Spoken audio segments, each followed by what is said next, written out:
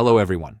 This time, we're going to fix this issue using tips and information that have been verified by the mechanics working in the shop where I am right now.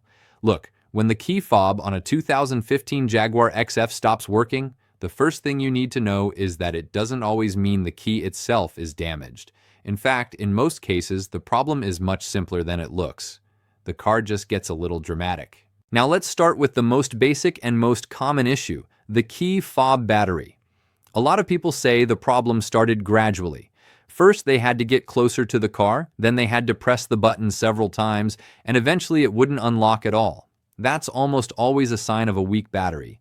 Even if it still works, if it doesn't have the right power, the car won't recognize the signal. That's why it's always recommended to replace it with a new, good quality CR2032 battery and make sure it's installed correctly with the metal contacts clean and not loose. Now, here's something important that many people don't know. Even if you change the key fob battery, the problem can continue if the car lost communication with the key. This often happens when the vehicle's battery is disconnected, for example, during mechanical work. In those cases, the Jaguar sometimes forgets the key, even though the key itself is working perfectly. In other words, the key is fine, but the car no longer recognizes it.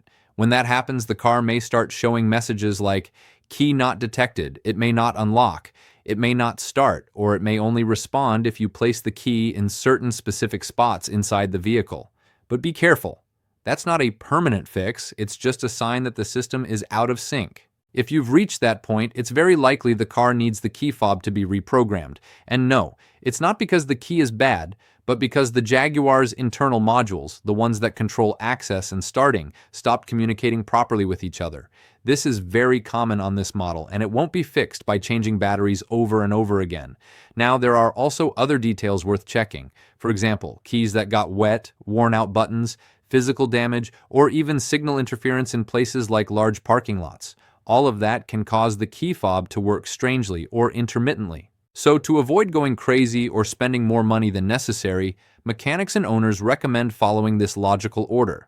First, replace the key fob battery and carefully check the contacts. Then test the key in different positions inside the car. And if the problem started after disconnecting the vehicle's battery, there's a very good chance the key needs to be reprogrammed with a scan tool or at the dealership.